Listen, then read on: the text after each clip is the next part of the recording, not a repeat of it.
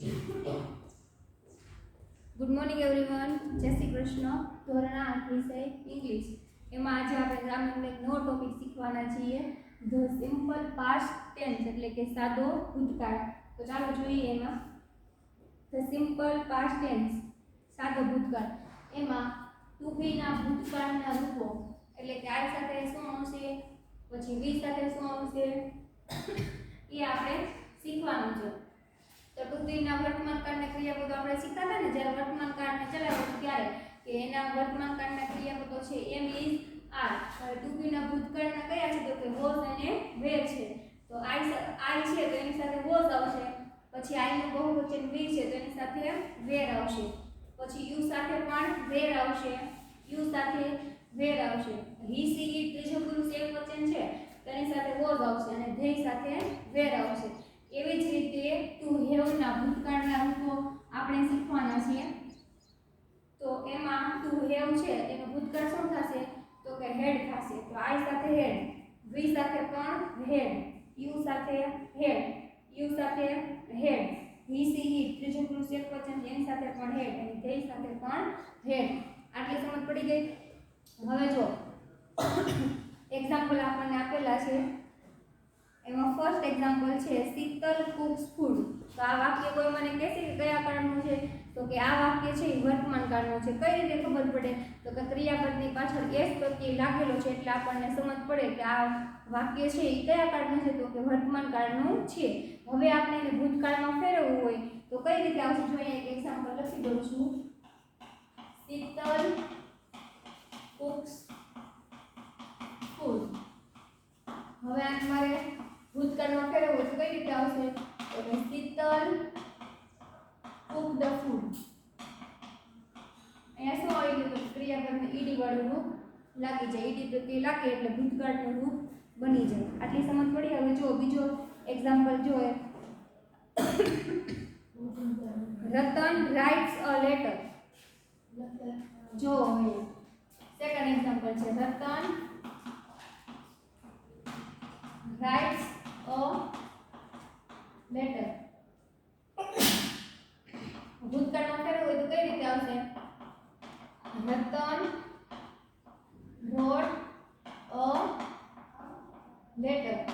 Clear? આટલી સમજ પડી ગઈ. હવે જો ભૂતકાળના ક્રિયાપદો છે એના અમુક નિયમો છે તો એ આપણે જોઈ લઈએ. એમાં પહેલો નિયમ છે ક્રિયાપદના મૂળ રૂપને ઈડી પ્રત્યે લગાડવાથી અંગ્રેજીમાં ભૂતકાળનું રૂપ બને છે. ક્રિયાપદ હોય એને કયો પ્રત્યય લગાવવાનો, તો કે ઈડી પ્રત્યય લગાવવાનો. સમજ પડી ગઈ. ચાલો હવે એન પછી બીજો નિયમ જોઈએ. જો મૂળ રૂપને અંતે ઈ હોય તો ખાલી ડી પ્રત્યય લગાવવાનો. બીજો નિયમ સમજ પડી ગઈ. જો ક્રિયાપદને અંતે ઓન્લી ફોર ઈ હોય તો ડી પ્રત્યય લગાવવાનો. ત્રીજો નિયમ ક્રિયાપદને અંતે વ્યંજન પ્લસ વાય હોય તો આઈ છે, વાય છે એ કાઢી નાખવાનો, એમ જગ્યાએ આઈ ઈ ડી પ્રત્યય લગાવવાનો. ચોથો નિયમ ક્રિયાપદને અંતે સ્વર પ્લસ વાય હોય તો ખાલી ઈડી પ્રત્યય લગાવી દેવાનો. સમજ પડી ગઈ. અને અમુક ક્રિયાપદના અનિયમિતના રૂપો છે કે જે અનિયમિત છે. હવે જો સ્ટોપ છે તો એને બેવડાવવાનો. કેમ? કારણ કે છેલ્લે જો વ્યંજન ક્રિયાપદને અંતે છેલ્લે વ્યંજન અને એની આગળ ઈ આઈ ઓ યુ પાંચમાંથી કોઈ પણ સ્વર હોય તો છેલ્લો અક્ષર બેવડાઈ જાય. જો અહીંયા સ્ટોપ છે, છેલ્લો અક્ષર કયો છે, વ્યંજન છે, એના આગળનો સ્વર છે તો શું થઈ જાય, સ્ટોપ. સમજ પડે છે? આ જ રીતે બીજા છે ડ્રોપ, પછી બેક તો બેક, અહીંયા ડ્રોપ. સમજ પડી ગઈ. આટલી સમજ પડી. એવા પછી અમુક છે એ ક્રિયાપદના અનિયમિત રૂપો છે. કઈ રીતે, તો કે ગો છે એનું શું થાય, વેન્ટ થાય.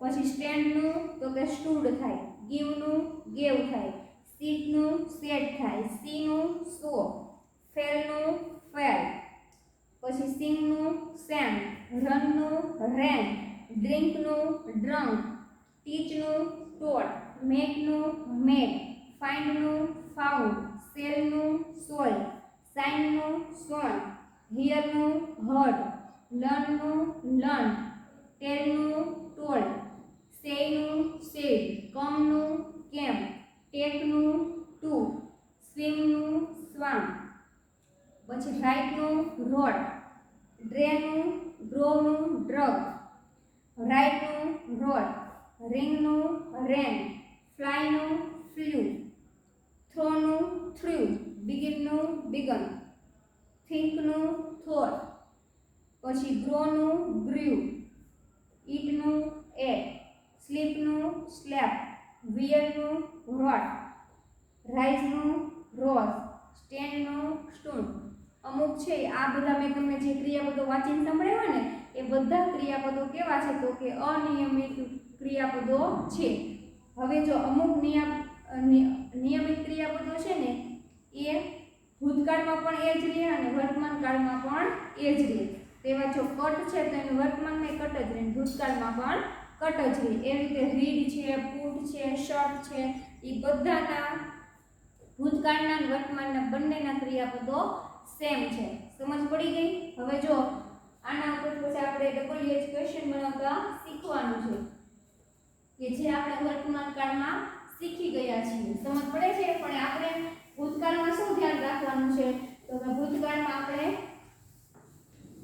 જે એમ ઇઝ આર લગાવતા કે ડુ કે ડઝ લગાવતા ને એની જગ્યાએ આપણે ડીડ લગાવવાનું છે. શું લગાવવાનું છે? ડીડ. પછી એમ ઇઝ આર ની જગ્યાએ વોઝ વેર અને હેવ ઇઝ ની જગ્યાએ હેડ. બસ આટલો ચેન્જીસ છે, બાકી ચેન્જીસ નથી. ચાલો આપણે એક્સરસાઇઝ જોઈએ એટલે તમને વધારે સમજ પડે. એક્સરસાઇઝ કૌંસમાં આપેલા ક્રિયાપદોના સાદા ભૂતકાળના રૂપો વડે ખાલી જગ્યા પૂરો. હવે એમાં જો આપણને એક્ઝામ્પલ એક આપેલું છે. જે લોકો પાસે ગ્રામર છે એ લોકો ગ્રામર પોતાની સાથે લઈને બેસશે એટલે વધારે ખ્યાલ આવે. ઉદાહરણ નંબર 1 વિનીત ખાલી જગ્યા ધ ગ્લાસ. કૌંસમાં આપણને આપેલું છે ડ્રોપ. તો શું આવશે ખાલી જગ્યામાં? Drop the. છેલ્લો અક્ષર વ્યંજન છે એના આગળનો સ્વર છે એટલે પાછળનો છેલ્લો અક્ષર છે એ બેવડે જાય એટલે શું થશે તો કે ડ્રોપ ધ. પહેલી ખાલી જગ્યા છે સરલા ખાલી જગ્યા સંસ્કૃત. લર્ન છે તો લર્ન નો ભૂતકાળ શું થઈ જશે તો કે લર્ન. એક્સરસાઇઝ માં ક્વેશ્ચન નંબર 1 એમાં પહેલું શું આવશે? લર્ન. Okay, clear? સમજાયું? ચાલો સેકન્ડ લેન ધ પોલીસમેન ખાલી જગ્યા ધ થીફ. સ્ટોપ છે છેલ્લો અક્ષર વ્યંજન છે અને આગળ સ્વર છે તો શું થઈ જશે? Stop the.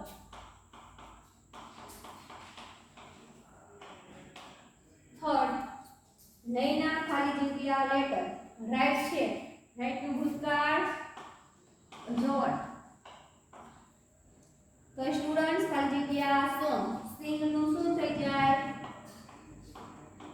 સેમ. પછી બ્લેન્ક ધે ખાલી જગ્યા હોમ અર્લી. ગો નું ભૂતકાળ વેન. ધ ટીચર ખાલી જગ્યા ધ પોયમ. લાઇટ નું શું થઈ જશે? Light the. સાતમી ખાલી જગ્યા વી ખાલી જગ્યા ધ પિકનિક. એન્જોય છે તો શું થઈ જશે? એન્જોય. એન પછીની મેથડ ખાલી જગ્યા ધ ગોલ. ફ્લો છે તો શું થઈ જશે? થ્યુ. ક્લિયર? ચાલો એન પછીની બ્લેન્ક કેટન ખાલી જગ્યા નિયર ધ ડોર. સ્ટેન્ડ નો શું થઈ જશે? સ્ટૂડ. સમજ પડે છે ને બધાને? ચાલો એમ પછી જો હીના ખાલી જગ્યા ફોર ધ ટોય. તો ક્રાય નું શું થઈ જશે? Cry.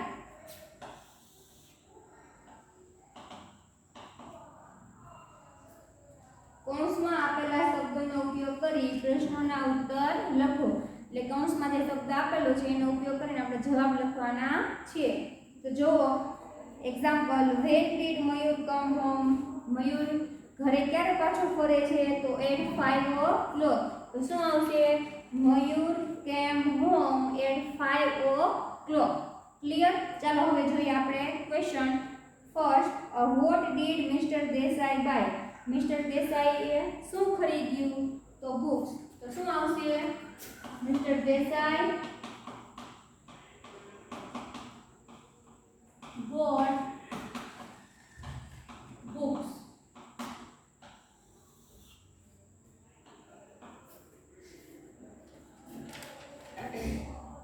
Who called the meeting? The principal. શું આવશે? The principal called the meeting.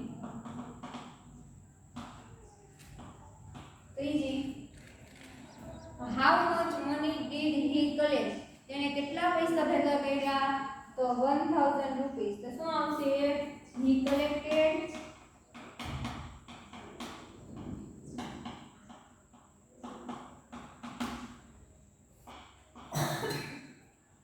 ચોથું, when did Geet go to Mumbai? Last Sunday. Geet went to the Mumbai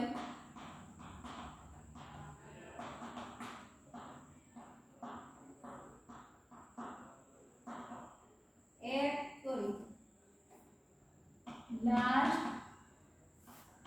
Sunday. Fifth, which house did you like? So I like the big house. I like the big house. खाली जगह number 6. Where did the children go? The children go to the park. The children go to the park. खाली जगह number 7. Who caught the ball? Arjun caught the ball.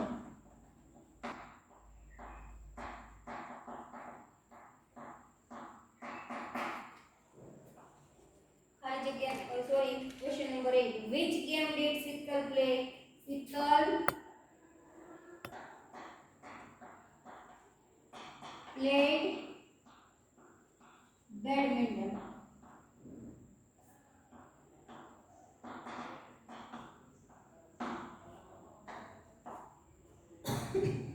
How many balloons did he sell? Counts my question 12. So he sold 12 balloons.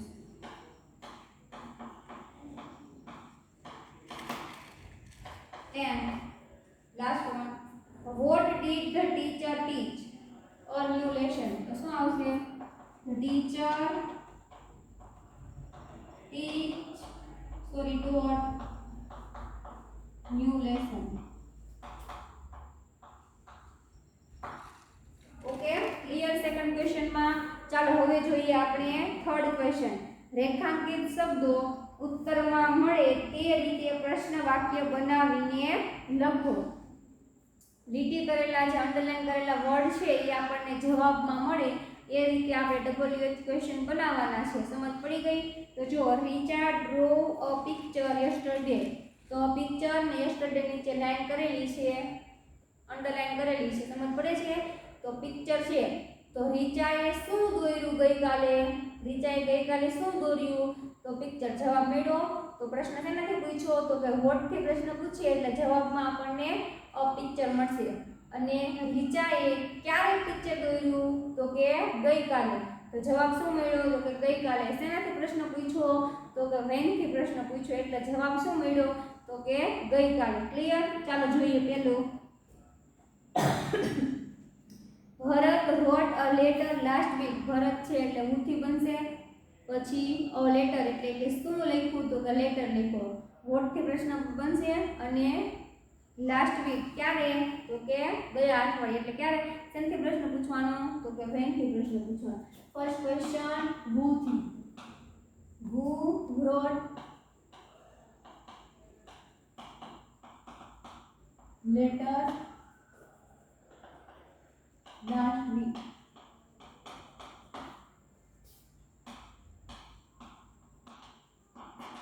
what did Bharat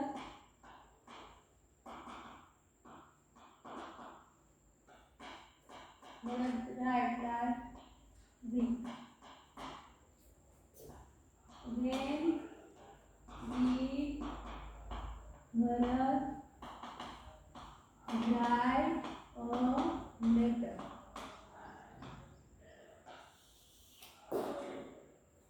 જો question number 2 grandmother sang a Bhajan grandmother છે એટલે મુથી બનશે અને આ ભજન છે એટલે વોટથી બનશે શું ગાયું દાદીમાએ તો કે ભજન ગાયું who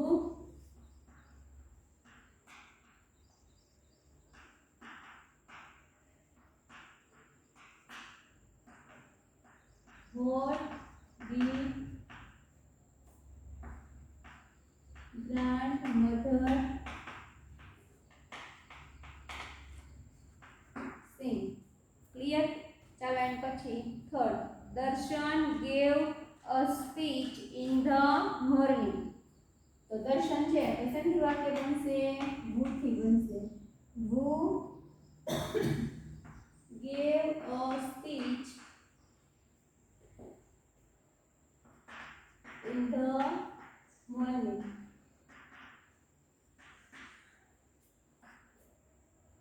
પછી in the morning તો દર્શને ક્યારે સ્પીચ આપી તો કે સવારમાં when did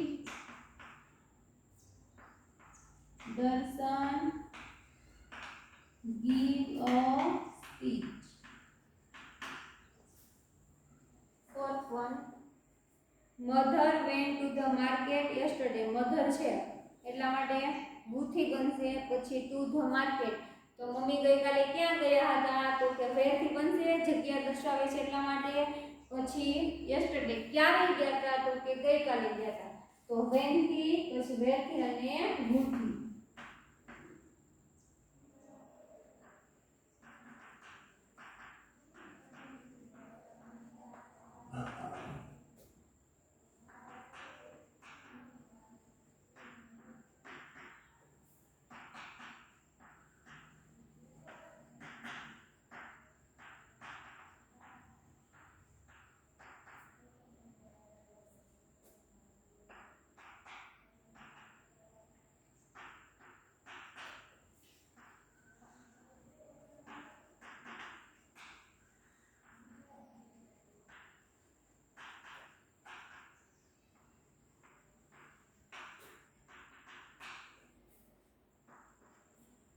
Fifth one, Sarla put the book in the cupboard. Sarla છે તો who થી બનશે વાક્ય પછી the book એટલે what થી બનશે અને in the cupboard એટલે કે where થી બનશે તો જો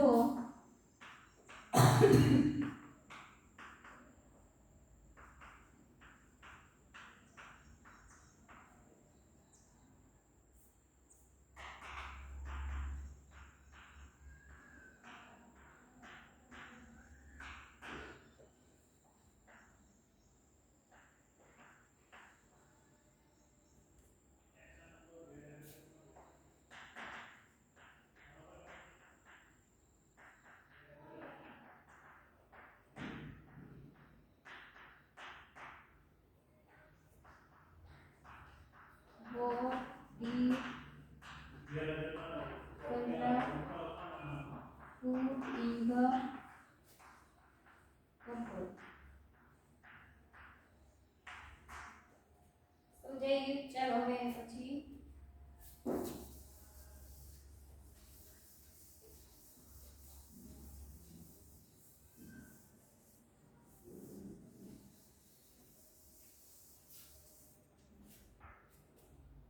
6-1.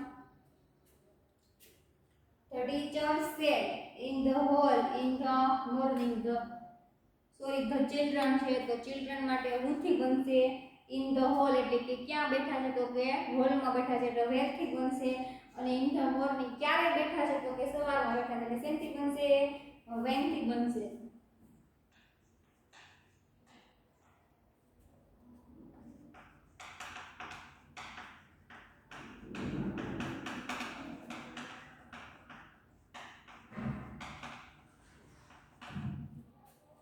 એના પછી where did the children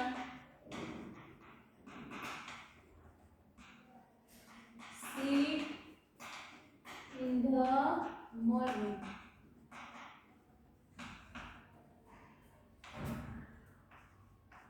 When did the children sit in the hall? 7. The teacher taught us grammar. The teacher છે એટલે who થી બનશે પેલું વાક્ય ફરજિયાત who થી જ બનશે એની પછી ગ્રામર છે એટલે what did the teacher teach us? Who taught us grammar? બીજું વાક્ય what did the teacher teach us? Okay સમજાઈ ગયું ચાલો એન્ડ પછી sentence number 1 Soham played cricket last week Soham છે એટલે who થી બનશે વાક્ય એના પછી ક્રિકેટ છે એટલે what થી બનશે અને લાસ્ટ વીક એટલે કે ક્યારે તો કે when થી બનશે જો હવે who played cricket last week પછી what થી બનશે વાક્ય તો what did મેં કીધું તો ને કે did મૂકવાનું તો did વર્તમાન હતો તો આપણે do કે does નો ઉપયોગ કરતા અને ભૂતકાળ છે એટલા માટે શેનો ઉપયોગ કરવાનો તો કે did no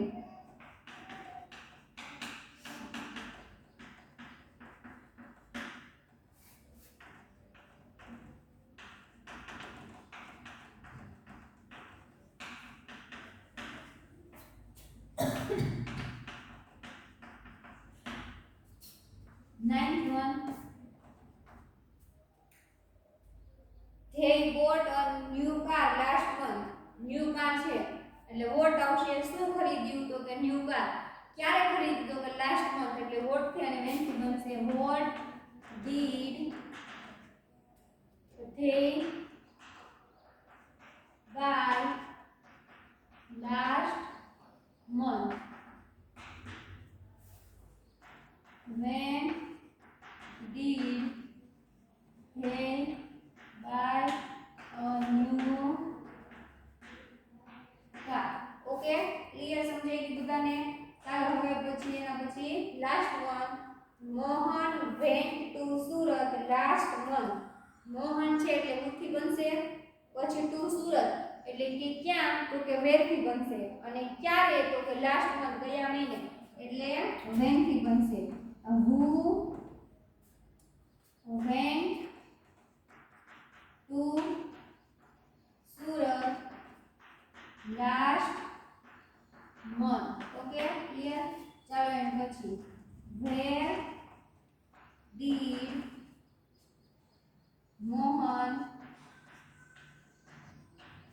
go last month? પછી when did Mohan go to Surat? Okay સમજ પડી ગઈ ત્રણ પ્રશ્નો બધા સમજાઈ ગયા જો વિડિયોમાં સમજ ના પડે તો વિડિયો ફરી એકવાર જોઈ લેજો એટલે તમને ગ્રામરના સિમ્પલ પ્રેઝન્ટ ટેન્સમાં કંઈ પણ ડાઉટ હોય અથવા તો નાની મોટી ક્વેરી હોય તો એ સોલ્વ થઈ જાય અને આગળનો ટોપિક છે તે આપણે આગળના લેક્ચરમાં જોઈશું